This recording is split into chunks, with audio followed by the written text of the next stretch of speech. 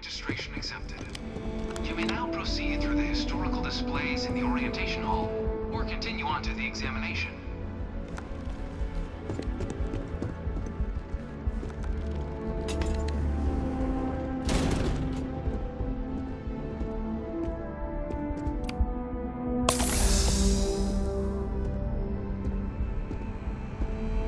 In 2150, humanity learned the Earth's magnetosphere would collapse sometime in the next half-century, eliminating all life on the planet.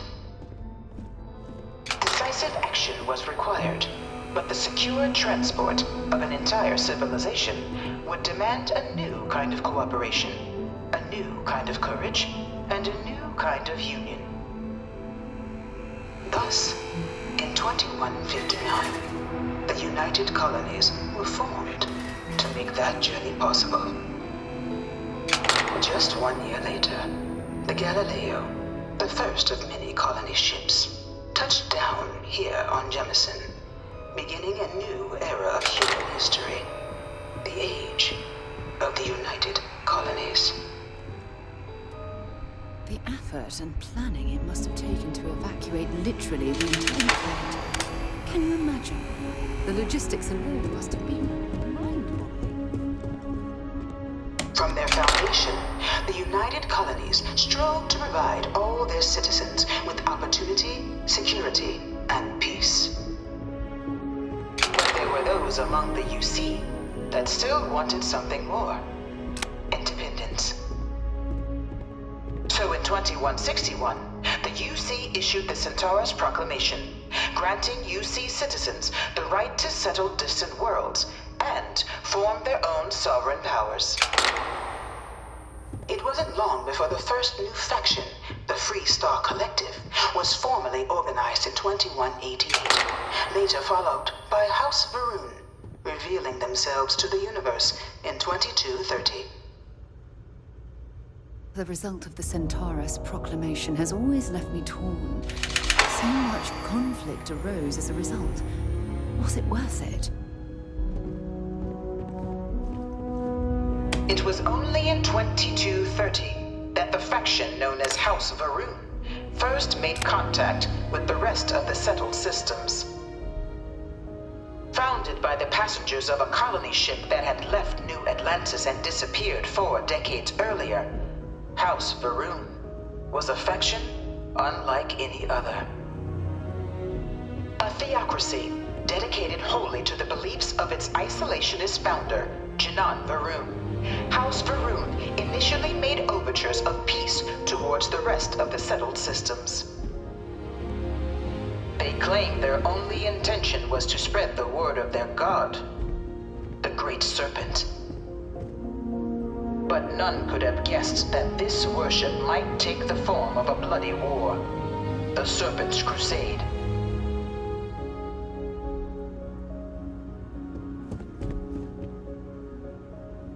The Freestar Collective was initially founded in 2188, when the citizens of Aquila banded together with the pleasure city of Neon in mutual defense.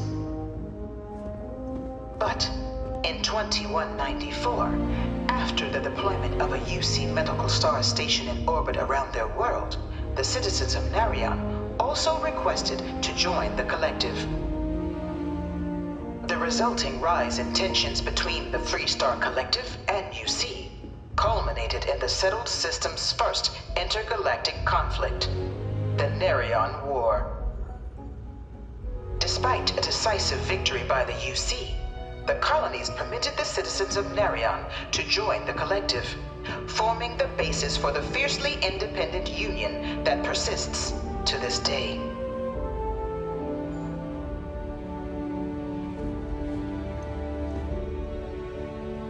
Beginning in 2240, House Varun forces declared all-out war on the rest of human civilization, initiating the Serpent's Crusade. Over the next 23 years, thousands of Freestar, UC, and independent souls were killed by agents of House Varun in the name of their serpent god. It was only with the death of their founder in 2263 and the succession of his heir, Jarek, that House Varun finally sued for peace. There remains, however, select members of House Varun who refuse to recognize the cessation of hostilities their leaders established. Even after House Varun's mysterious disappearance, these zealots remain a threat to all who encounter them. Their pacification, a goal of all space.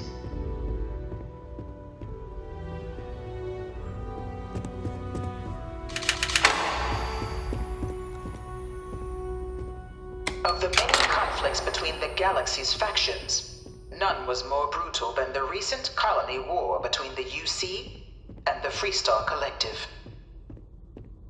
Set off by the unauthorized Freestar colonization of Vesta's Pride in 2308, a direct violation of the Nerion Treaty, the colony war spread quickly across the galaxy. Both sides deployed every tool at their disposal. Armadas of warships, mechanized combat platforms, or mechs, even bioengineered alien creatures, the infamous UC xeno-weapons. It was only in 2311 at the Battle of Cheyenne that the scales finally tipped.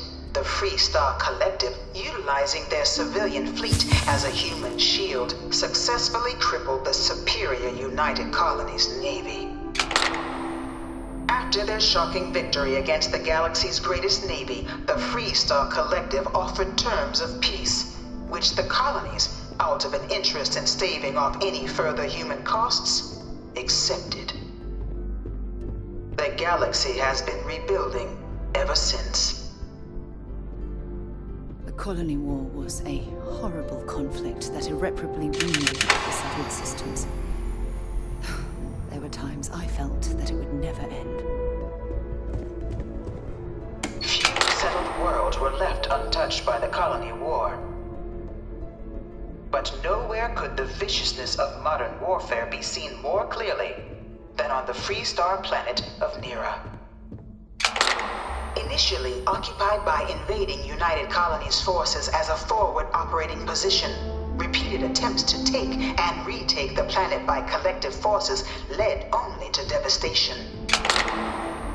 Swaths of the world were transformed into scorched husks, a nightmarish testament to the depths of human ingenuity and human cruelty. And today, Nera remains a continuing reminder to the horrors of unfettered war.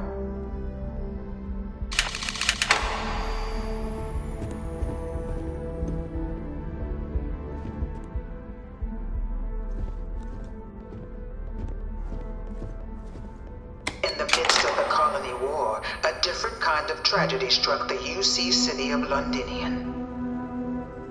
A newly constructed but critical supply center for the United Colonies' war effort, Londinian found itself overrun by one of the galaxy's most mysterious predators, the Terramorph. A rare but pervasive threat to all human-settled worlds, Terramorphs swept over the city, seemingly out of nowhere, on a scale never before seen in recorded history. Valiant efforts by the UC military slowed the onslaught, but the creatures proved unstoppable. Ultimately, the decision was made to destroy the Londinian spaceport, sealing off the city, the outbreak, and its citizenry from the galaxy at large. The tragedy of Londinian is mourned by the UC to this day.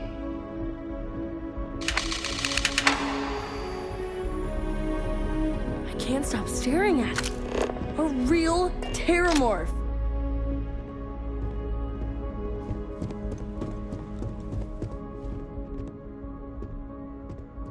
After the devastation wrought by the colony war, the UC and the Freestar Collective came together to ratify a treaty that became known as the Armistice.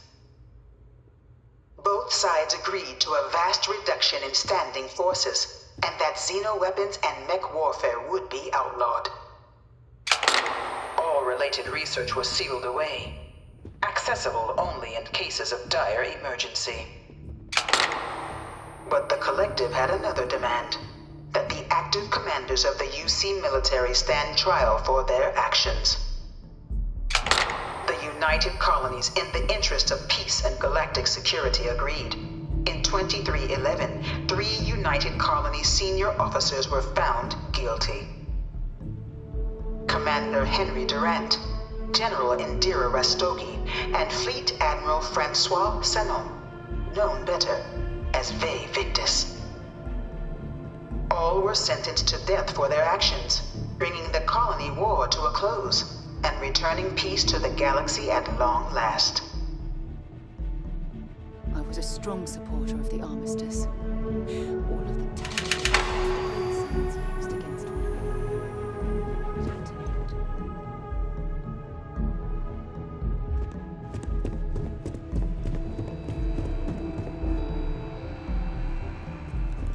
It was into this new world that the Vanguard was born.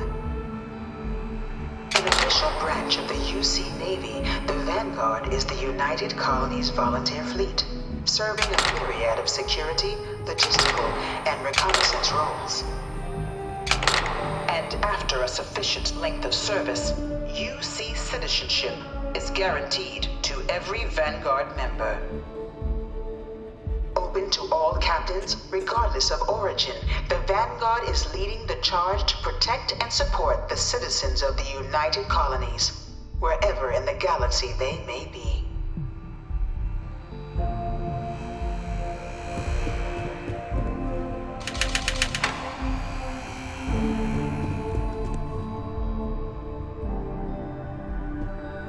No one is born a United Colony citizen. Only through service to the UC can one hope to earn one's citizenship. But the UC prides itself on taking care of its people. Cost of living controls mean citizens pay less than their foreign counterparts for needs big and small. All citizens are issued a grant upon joining to get themselves on their feet. And only UC citizens have the opportunity to purchase property, getting the chance to live in one of the most beautiful cities in the settled systems. By joining the Vanguard today, you too can begin earning your place here, in the heart of galactic civilization, as a citizen of the United Colonies.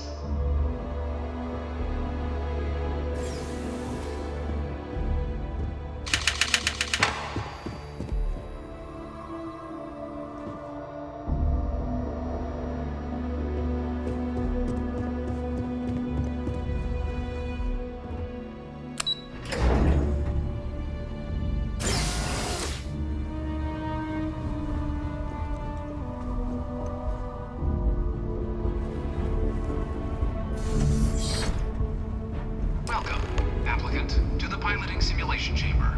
Please enter the designated simulation pod to initiate your exam. If we did our jobs right, you... I've spent a fair bit of time in simulators just like these. They're startlingly realistic. Have fun. Ah, you must be our new applicant. I'm Proctor Samuelson. The simulator's already been prepped. You can head in whenever you're ready. The simulator is designed to be a near-perfect replica of a Class B Deimos hoplite, the United Colony's standard destroyer model. It's been tuned to provide a challenging but fair fight against the enemy squadrons you'll encounter inside. While I can't answer that question directly, I will say this. Due to the solitary nature of our work, resourcefulness is a critical tool in any Vanguard pilot's repertoire. You're permitted, even encouraged, to use whatever tool you're able to find in there. Of course, you'll be running through a high-realism combat flight simulation, engineered by members of the UC science staff, right here in Mast. Your task is to defeat at least 3 tiers of simulated opponents. Accomplish that, and you pass the exam, and can then proceed on to your probationary mission. However, if you defeat more than 3 tiers of enemies, your required enlistment time for citizenship will be reduced, and your enlistment bonus increased. but you're welcome to try as many times as you like before returning to Commander Tuala to proceed on to the next step in your application process. We'll only keep the highest score you manage to achieve in there. Just head in whenever you're ready.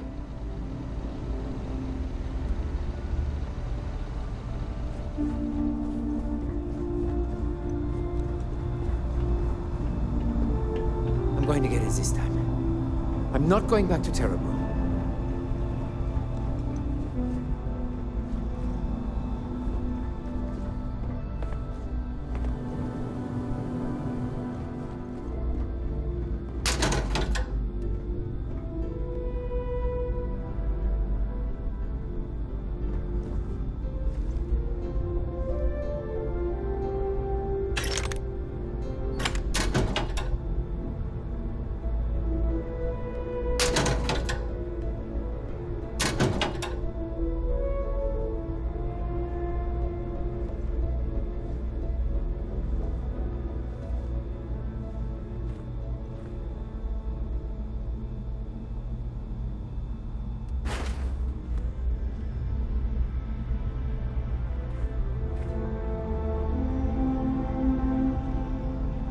I'm, pretty sure you weren't supposed to take that.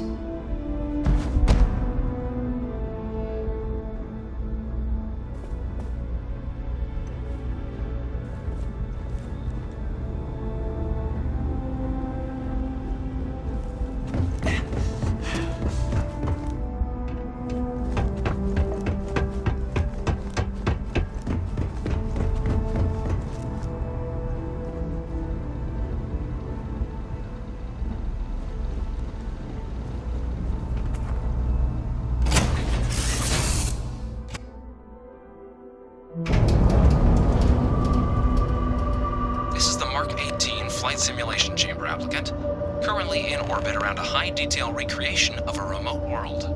When you're ready to begin, please take a seat in the pilot's chair.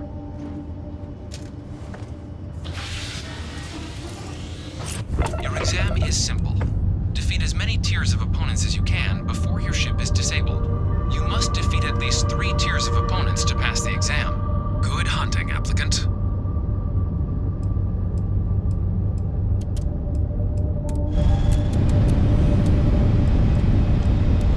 New targets active.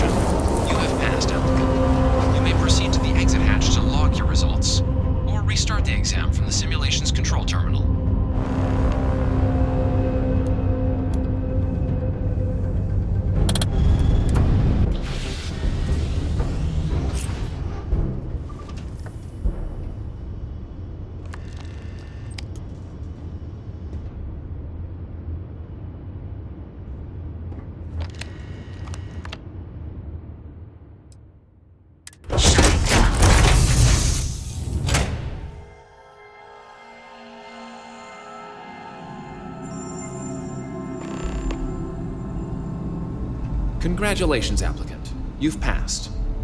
You can head up to Commander Tuwala to receive your final results and your probationary assignment. Or you're welcome to take another run at the simulation if you'd like to try and earn a better score. We'll only keep your best run.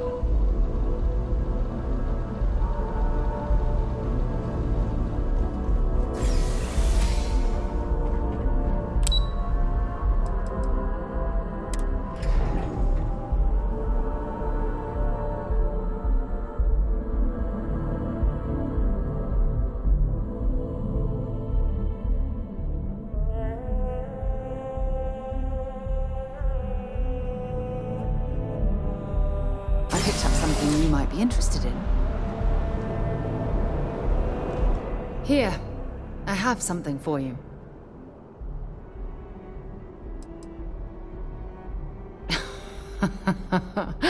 Oh, you're incorrigible. I picked it up on one of our latest planetary expeditions. I'm more than just an extra gun, you know.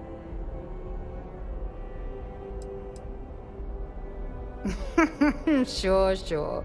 And I'll include a thank you card as well. Check back with me from time to time after we return from our planetary jaunts. If I pick anything up, it's all yours. If you don't have official business, we ask you remain in the lobby. Only those on official United Colonies business can access the building. This is Mast, the beating heart of the United Colonies. Every decision made in the civilized galaxy takes place inside these walls. Take care now.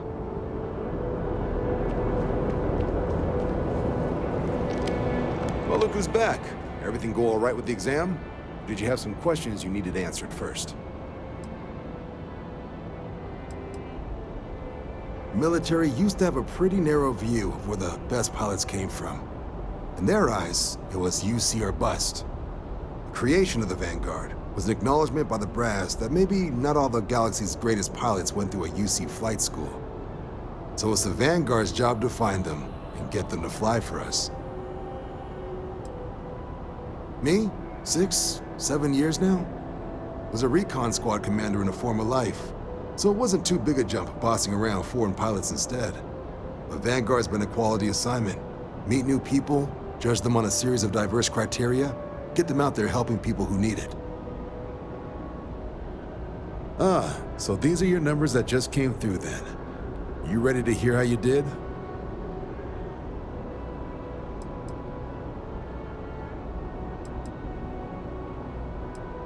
I like the fire, applicant. Let's get into it. So, looking at the data, hit every mural in the orientation hall, huh? A test of preparation and thoroughness. 2 traits the Vanguard values highly. Psychological results are all within expected levels. Navy doesn't have room for folks that'll fall apart the first time they're trying to outrun a homing missile. Now, how'd you do against your foes? Tier 4. Not too shabby. The techs make us test each level of the sim too.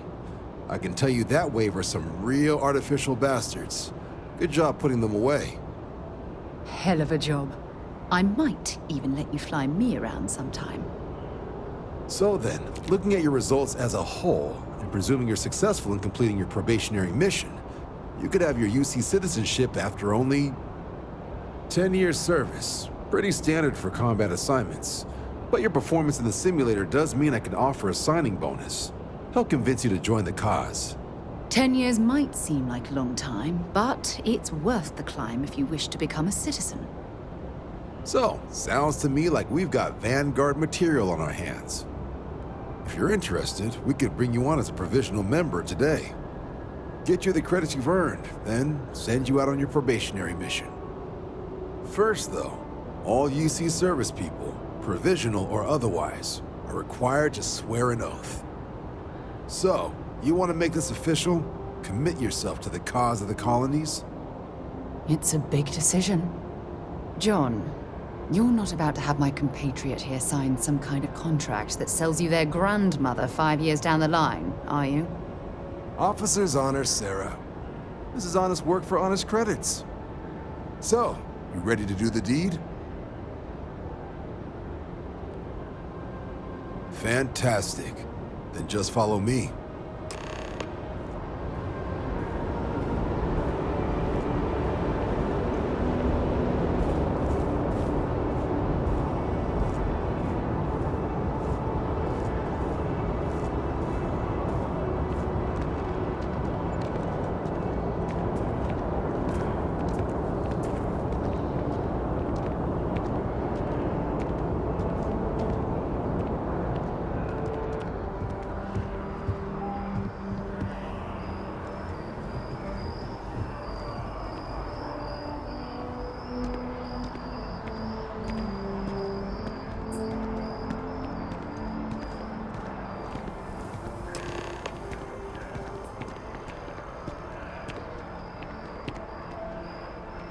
Wouldn't be right doing this where we couldn't see the stars.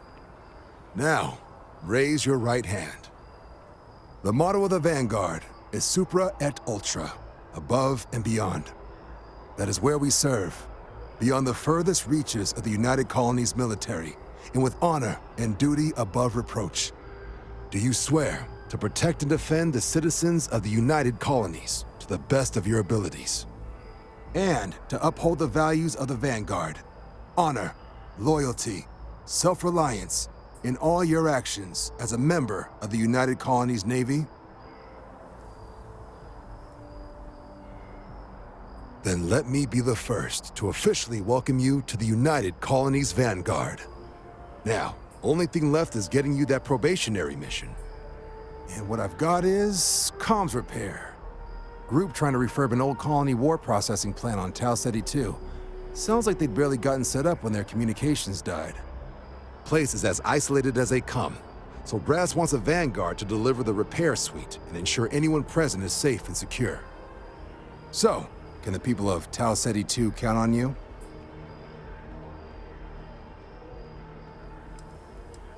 That's the spirit.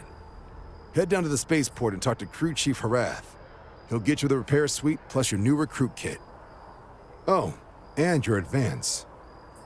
Give it your all out there. Supra et Ultra.